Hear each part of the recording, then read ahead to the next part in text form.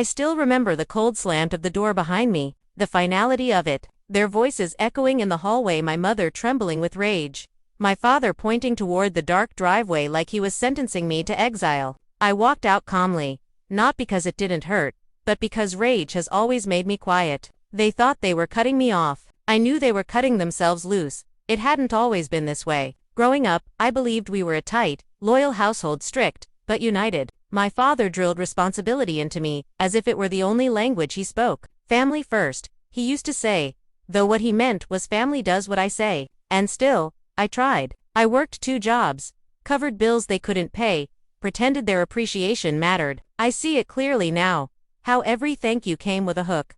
The betrayal wasn't loud. It arrived in quiet fragments. A missing payment from my account, a late fee on a loan I never took. When I asked questions, my father brushed them off with, "You must have forgotten."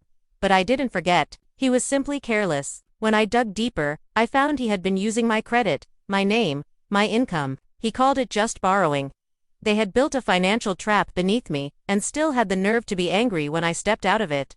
The night they ordered me to leave, I saw the truth in their eyes. They weren't angry at me, they were terrified I had stopped being useful. Leaving wasn't defeat, it was preparation. I kept my distance, changed every password, pulled my credit reports, and locked every account they once touched. Every step felt like cutting another string they'd tied around me, and I stayed silent, because silence makes people confident. Confident people get careless.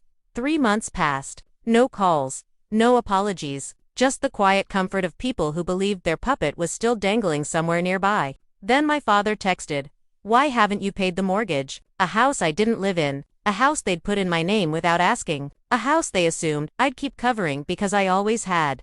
I stared at the message, then typed 6 words that tasted like steel. I thought I wasn't welcome anymore. That was when the panic began. Calls dozens, then hundreds, their voices cracked, pleading, not for me, never for me, for the money, for the safety net they'd built out of my life. I let the phone ring until it sounded like a siren, then I executed the plan I'd been shaping since the night they pushed me out. First, I forwarded every unauthorized loan and forged signature to the bank's fraud department, organized, chronological, undeniable. I didn't accuse them, I simply presented facts. Second, I transferred the mortgage back into their names, fully and legally. The paperwork was ready before they even begged. Third, I froze my credit entirely. I watched as every attempt they made to open new accounts using my information was blocked and flagged. The bank contacted them next, not me. Fourth, I sent one final message. You'll need to handle your own bills from now on.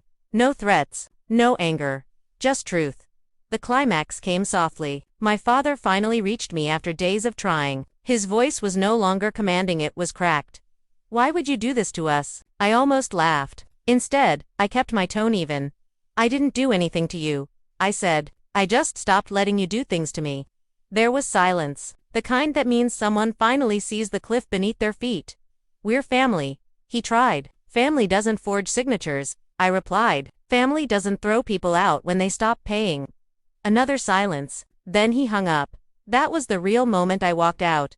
Months later, the house is theirs, the debts are theirs, the consequences are theirs. And me, I have my own apartment, small, but mine. My credit finally clean, my life untangled from theirs entirely. Sometimes I think about that night, the shouting, the finality, how they thought they were winning. But revenge isn't loud. Revenge is simply letting people drown in the ocean they dug for you, while you calmly walk away from the shore. I didn't destroy them, I just stopped saving them.